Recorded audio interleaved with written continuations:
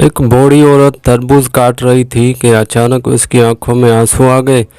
उसकी बहू पास बैठी थी। उसने पूछा, ये प्यास तो नहीं है, फिर आंसू क्यों? बूढ़ी औरत ने जवाब दिया, मैं जब भी बड़े तरबूज पर हाथ फेरती हूँ, हाजी साहब की टिंड याद आ जाती है। सास बहू से, तुम्हें खाना पकाना नहीं आता तो शादी से पहले बताया क्यों नहीं? बहू, आपको सरप्राइज देने के लिए। पहाड़ी इलाकों में फॉग, मैदानी इलाकों में स्मॉग और कुंवारों की ज़िंदगी में सोग इस साल भी जारी रहेगा।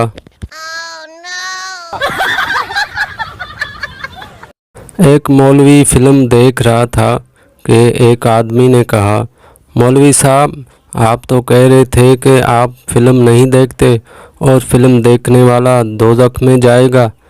मौलवी, हाँ, मैंने सही कहा था, इसी वजह से इसको नफ़रत की निगाह से देख रहा हूँ।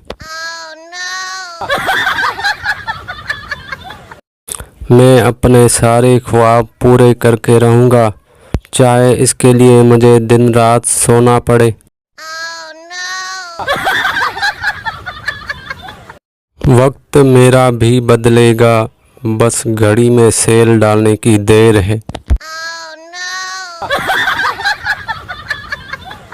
कुछ लोग इतने वेले होते हैं कि चलती हुई चींटी के आगे उंगली रख के देखते हैं कि अब ये कहाँ से जाएगी। हाथ को कर बुलंद इतना कि हर सेल्फी से पहले फ़ोन बंदे से खुद पूछे, कोई रहते नहीं गया। वक्त के साथ सब बदल जाता है। पहले ज़माने में जिसे लोग ठेंगा कहते थे, अब इसको लायक कहते हैं।